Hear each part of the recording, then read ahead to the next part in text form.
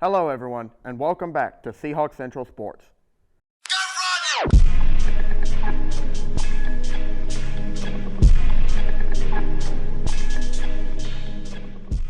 Today we've got another action-packed episode with the start of baseball and women's track and field, along with a pre-conference interview with some members of UNCW's swim and dive team.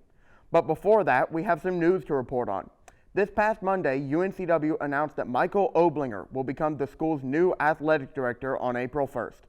Oblinger takes over for current athletic director Jimmy Bass, who is retiring at the end of the year. Oblinger is currently the Deputy Director of Athletics External Relations at the University of Connecticut. In their introductory press conference, UNCW Chancellor Valetti said, quote, "Michael Oblinger is a proven leader who is dedicated to supporting student athletes in their journeys to pursue excellence in the classroom and in competition." Now, let's turn things over to Kinsey with baseball. Thanks, Davis. Our baseball team had a busy weekend with matches against Ohio, Navy, and nationally ranked number 19 Virginia in the Hughes Bros Challenge. Starting off on Friday, February 17th, the Seahawks beat Ohio with a score of 14-10, and on Saturday the 18th, dominated Navy with a score of 8-0. Unfortunately, on Sunday, February 19th, the Seahawks lost to number 19 Virginia with a score of 7-0. Coming up this weekend, our baseball team plays against Iona and Georgetown at Brooks Field, so stay tuned for the results. Up next is Bailey with Women Track and Field Report. Thanks, Kenzie. Last Friday, UNCW track and field standout long jumper Courtney Lyons finished 10th place at the U.S. Track and Field Championships in Albuquerque. Lyons has been a phenomenal jumper for the Seahawks, not only setting the school record last season and winning a CAA championship, but a chance to capture even more accolades, as Lyons and the rest of the UNCW track and field team will compete today in the inaugural CAA Indoor Track and Field Championship. Now over to Joy, joined by some Seahawk swimmers. Thanks, Bailey. What's up, Seahawks? Today I'm here with senior Henderson Levier, a butterflyer, and freshman Gil Shaw, a breaststroker, from the UNCW swim and dive team. Tomorrow the team will depart for their conference meet held at the Hampton Aquaplex in Virginia. The team will begin competing Wednesday the 22nd, and the CAA champion will be announced on Saturday the 25th, post-finishing finals. Needless to say, they have a long but exciting week ahead of them. Now let's dive into some of our questions. So what events will you both be competing in at conference? I will be competing in the 200 medley relay, the 400 medley relay, 100 breast, 200 breast, and the 2IM. I'll be in the 200 and 400 medley relay, 800 and 400 yard freestyle relay, 2IM, 1 fly, and 2 fly. That's so exciting. Okay, so Henderson, as a senior, this makes this your 4th conference meet. What has been your main source of motivation over the past 4 years? Just everything for the boys.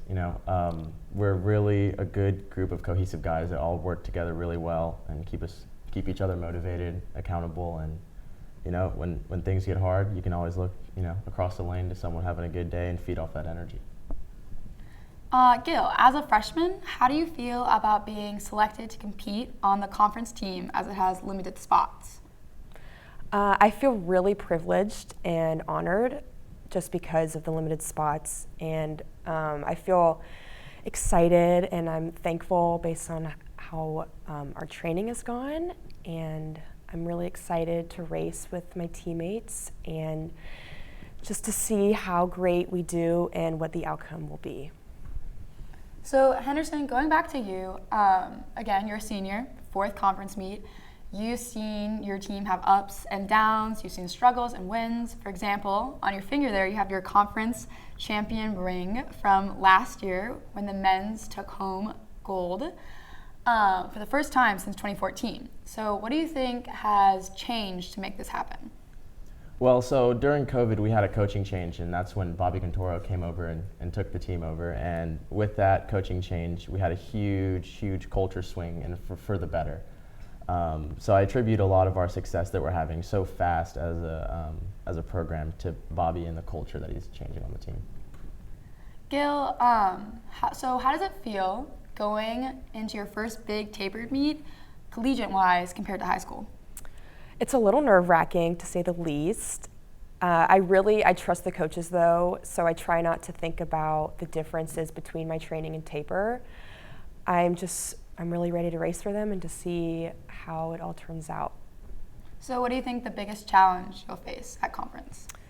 Biggest challenge, I think, would probably be the mental side, just staying in my head and, not getting too nervous or too excited about anything, just staying present in the moment. So that's one major thing I'm just ready to overcome. Okay, so on the more fun side of things, Henderson, do you guys have any fun rituals or traditions that you do to prepare for conference?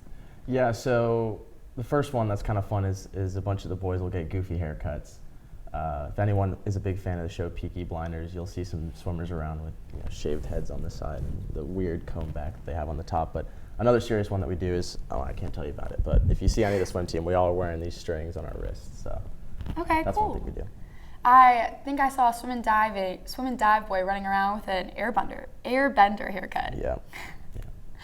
So while swimming is mostly an individual sport, do you guys have any other team goals besides winning conference, Henderson?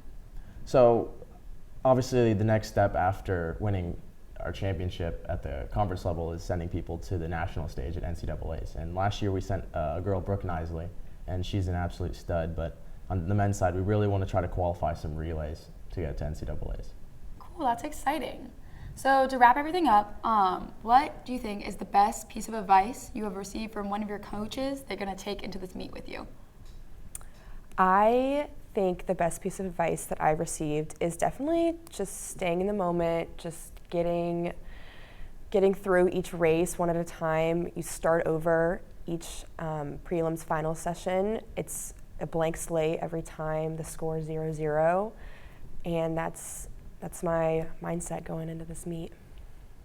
The favorite piece of advice I ever got was from my high school coach, and he always told me it doesn't matter where you swim, how big the meet is, it's a block and 2 walls, and that always keeps me calm and relaxed during big meets like this. That's great.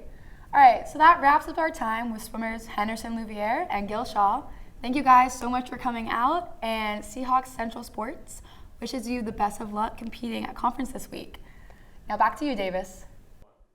Thanks, Joy, and thanks again to the UNCW swim and dive team for that interview. We've got a jam-packed weekend coming up, so let's run you through it. If you're watching this episode on the day it premieres, be sure to get to Trask Coliseum tonight at 7 p.m. to watch men's basketball take on Stony Brook. This Friday, we have our women's basketball team taking on Charleston at 7 p.m., baseball taking on Iona at 4, and softball taking on Eastern Kentucky at 7 p.m. Moving into Saturday, baseball takes on Georgetown at noon, then Iona at 4, while softball has games all Saturday afternoon. Be sure to pack Trask for men's basketball senior night Saturday the 25th as the men's basketball regular season comes to a close against Towson. To close out the weekend, be sure to check out softball and baseball Sunday morning and afternoon.